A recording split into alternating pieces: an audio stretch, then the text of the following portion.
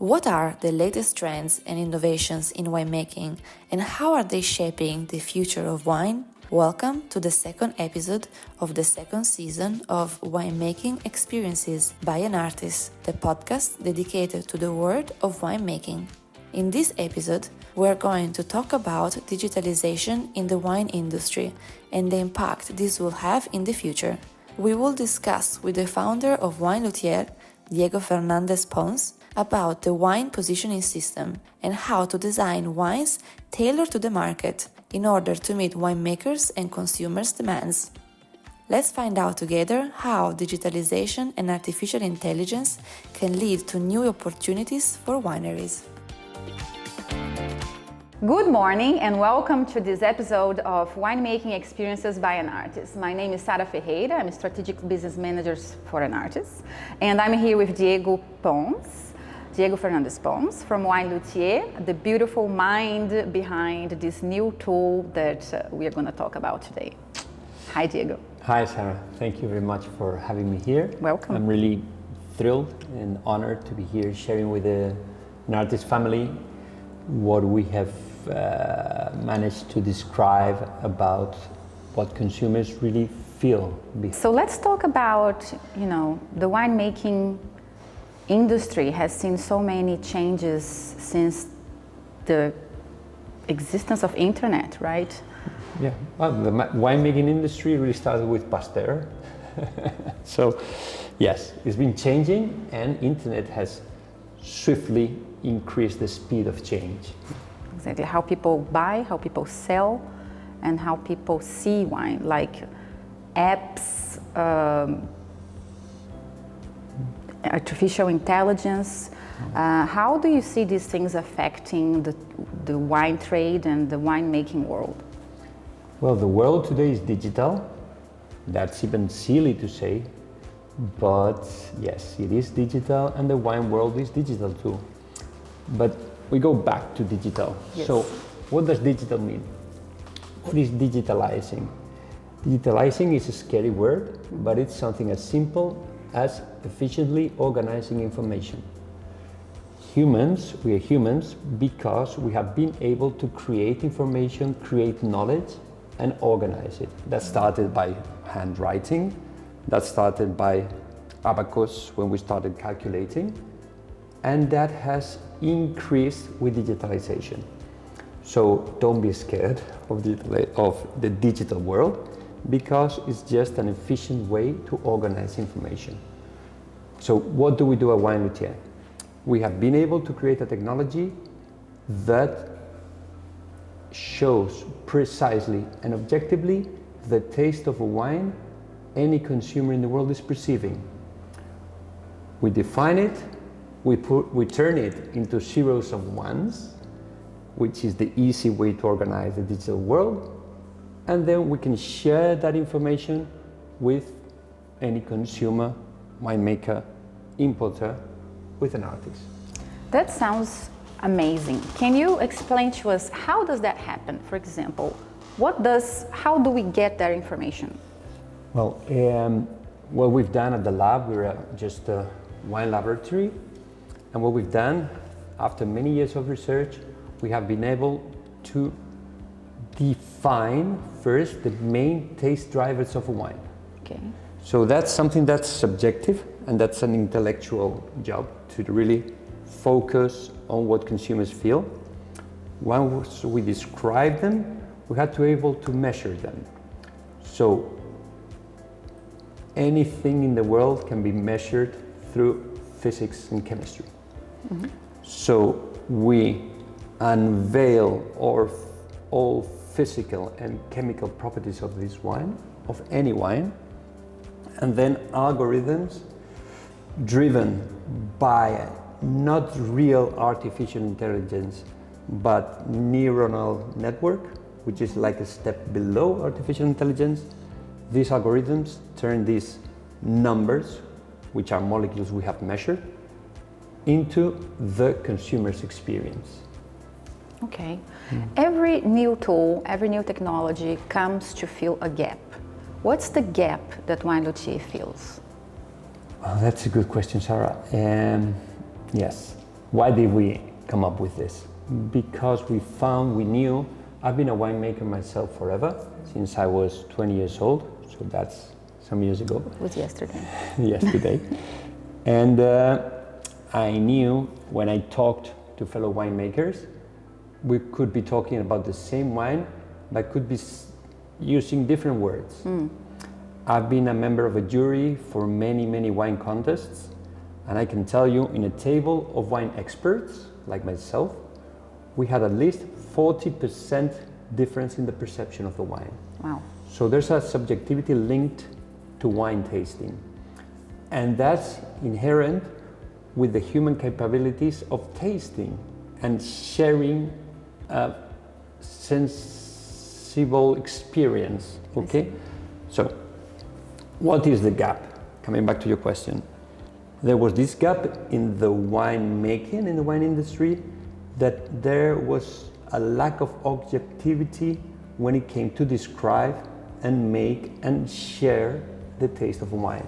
Got it. Okay. So you're saying Wine Luthier can give a precise, Objective, objective yes, impression of the taste. And we turn that impression into a visual picture of the taste, because the human brain is visual. Humans understand immediately what they see. So we have filled that gap by describing from an objective point of view, because we do not taste the wine, it's just the numbers, the chemical and physical numbers are turned by four-dimension mathematics. It's something really boring to explain about in a podcast. We could do another podcast about four-dimension mathematics, and then people would sleep. Yes. It would be great for people who has trouble sleeping at night. Okay. Doing a podcast about four-dimension mathematics. And so these four-dimension mathematics, they are turned into something that people can understand, which again, we're humans and we understand what we see. So the gap is filled. We show you the picture of the taste of any wine. This is very interesting because, like you said, within a group of 40 winemakers, you could have completely different perceptions of the same wine. Yes. And we are talking about professionals that have been trained and know everything that is from growing the grapes until bottling the wine.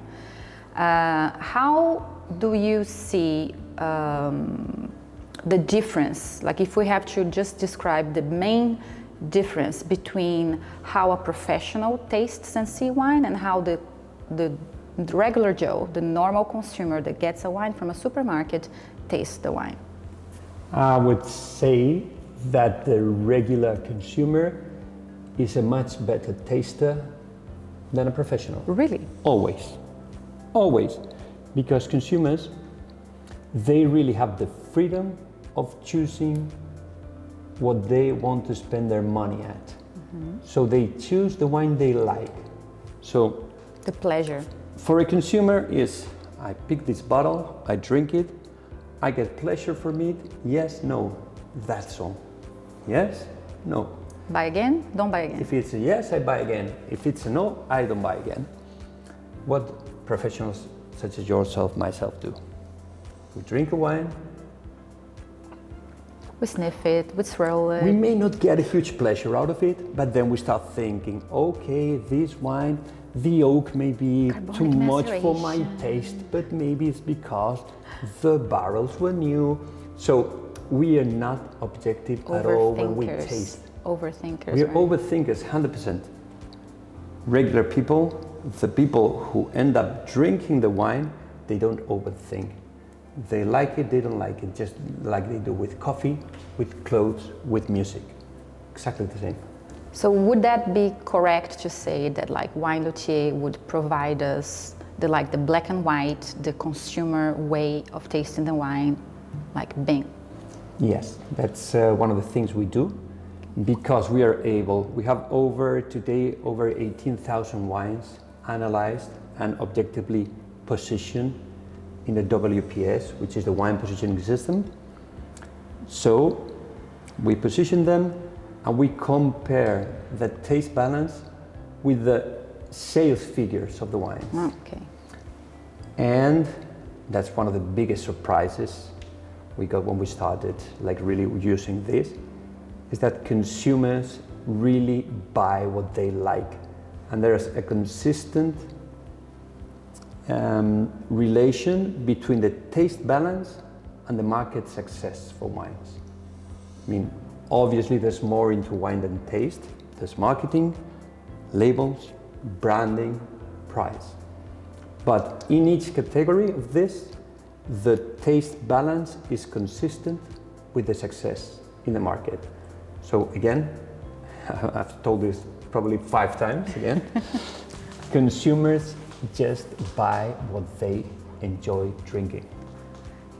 Can you explain to us the WPS and how we get to position the wine there, and what does it mean, a wine in position 1 or position 2, for example? Well, I spoke earlier about the taste drivers. That was the first job we had to do.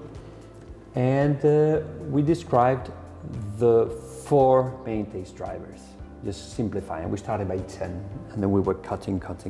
We got to 4. So the taste drivers are super simple. It's like crisp versus sweet.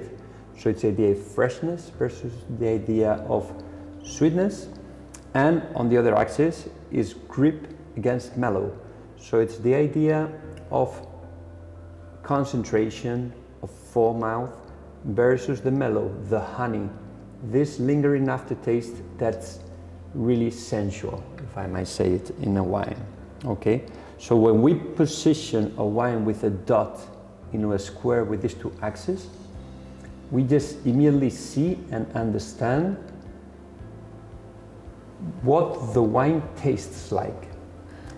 Okay. So in a quadrant, in 2 axes, you put like north and south, That's crisp and sweet. That's exact. And west and east, you put grip and mellow. And mellow. And it may sound simple, but it really is that way.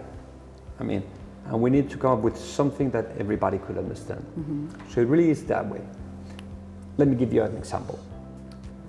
When we look at all the champagnes in the world, they are all in a very precise area of the WPS. So you talked about north, south, west, east, so we all can picture and understand. So in the middle, the bullseye, that between north and south and west and east, acidity, sweetness, foremouth, backmouth, lingering mellow aftertaste. Champagnes would be in the middle, north-south, so not too acid, not too sweet, and then more to the mellow, to the unctuosity, the honey, the physical, sensual experience you get from a wine, than to the grip. And you analyze all the champagnes in the world, and I would say 90%, 95% are in that precise spot. Okay. So that's beautiful, and that talks a lot about, I'm talking about champagne because everybody knows champagne. What producers during generations have managed to achieve. Humans are super wise, we're super clever humans, okay? So Wine Luthier, digitalizing, again, we go back to digitalization, is not that we are more clever than humans. We have achieved the beauty of making this subjective information, we're talking about champagnes, into something objective that you can see. And this helps us seeing the future. Okay, you mentioned, for example, champagne, analyzing most of the champagnes available in the world, and that you get this specific, like, compact zone. Yeah, like towards, a cluster, like a taste cluster. Okay, yeah. So towards, let's say, if we could put that in a quadrant so our listeners could understand, like in the northeast. It's more in the center east. The center east. So not acid, not sweet, and more mellow. A compact zone. how would other sparkling wines behave that you have analyzed, just so we can have a comparison? I would say the second group that has achieved a really compact,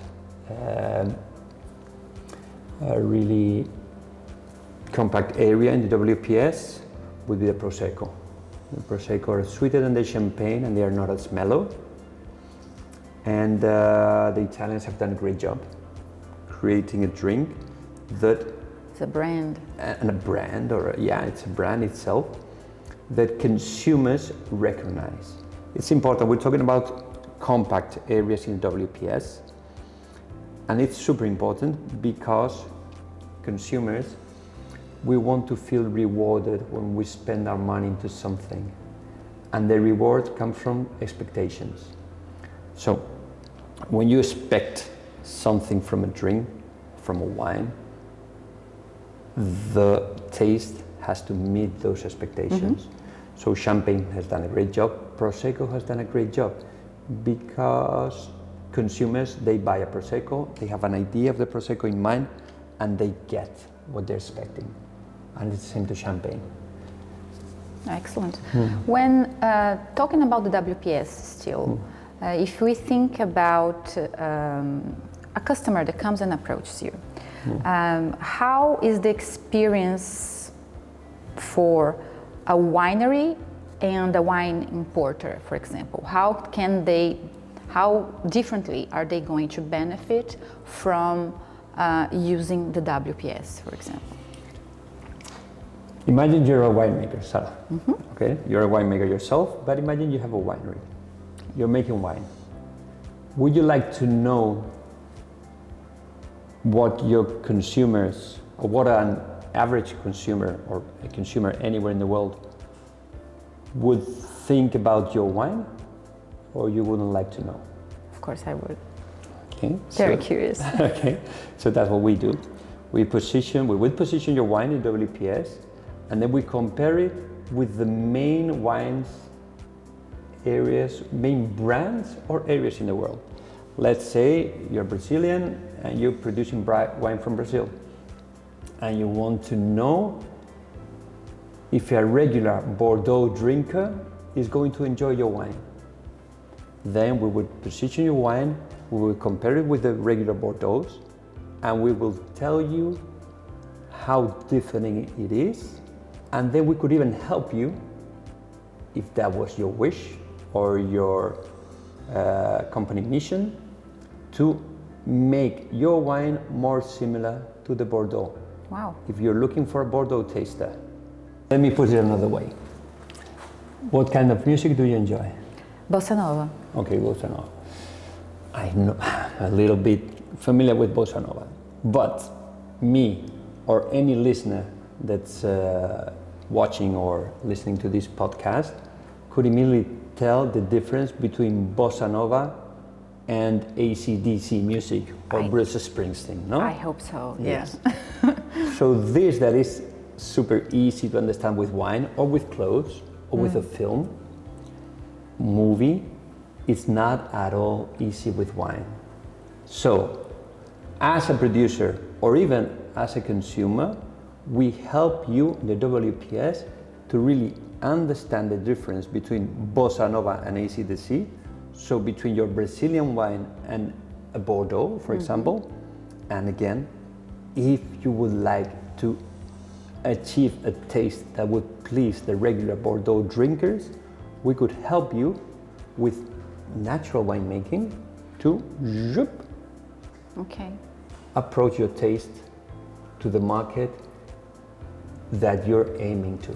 So if you're talking in winemaking terms, we would be saying like, okay, we can change your protocols, or maybe ferment in different temperatures, or extract less color or more color, or do different macerations, do different aging techniques, so in order to achieve a profile that's going to be more suitable to your market. That's it. Because normal wineries, I would say no winery in the world has the power to change consumers' likes or dislikes.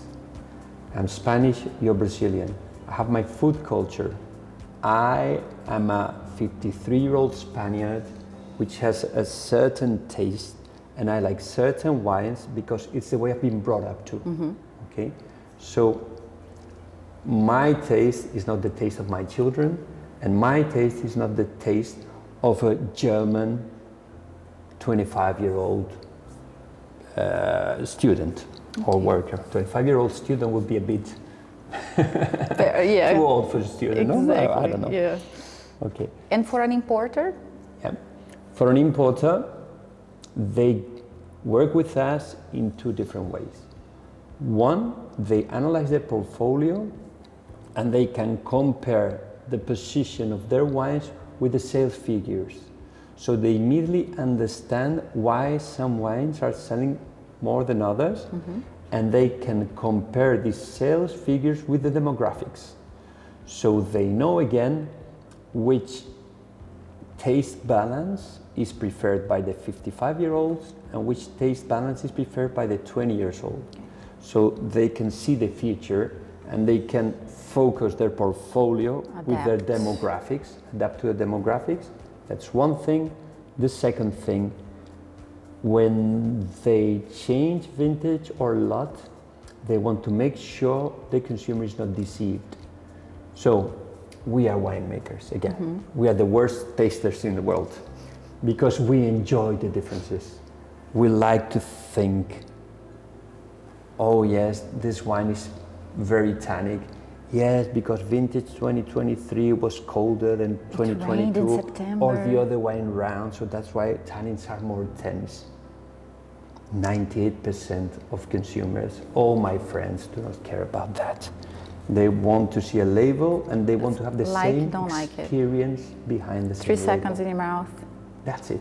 And they are thinking, they're seeing a label, they're remembering experience, and they want to have the same experience. So we help producers and we help importers to offer their customers always the same experience. That's very good.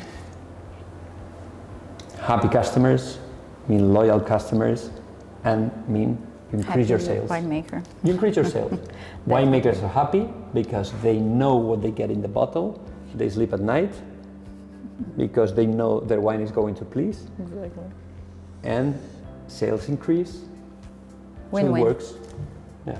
Okay, very good. And my last question to you is, where do you see Wine Luthier in the next 5 to 10 years? I would say the technology we're using, and it's unique in the world, it will be as common. Let me tell you an old man story. Go ahead. When I started, my first job as a winemaker, I worked for a big winery here in Valencia. They would make 20-25 million liters of wine, which is big. Okay, and I worked in the lab, like I do today. Okay, but we only measured 2 chemical parameters. We measured alcohol and volatile acidity. That's all. Wow. That's all we did for over 20 million liters of wine. Okay? And I'm not talking about the Jurassic time. I'm talking about 30 years ago. Today, any winery works with at least 12, 15 chemical parameters. At least. So this technology is going to come into the analytical information of a wine. In the future, there will be pH, acidity, total phenol index, blah, blah, blah, CO2, and then the positioning of the wine to reassure the winemakers that their wine meets consumers' expectation, which is the most important thing. Okay. Yes, so we are really talking about a new language system to define taste. Yes, that's it. It's a way. We started with that, I think, and it's nice that we also finish with this. It's a language. It's a way for consumers, producers, and importers to understand the taste of wine, and it's the perfect way for a winemaker to sleep tight at night, knowing for sure that his consumers are going to be pleased with his job. Win-win. Yes. Thank you very much, Diego. It's been a pleasure to be here with you. And this was Winemaking Experience with Enartis.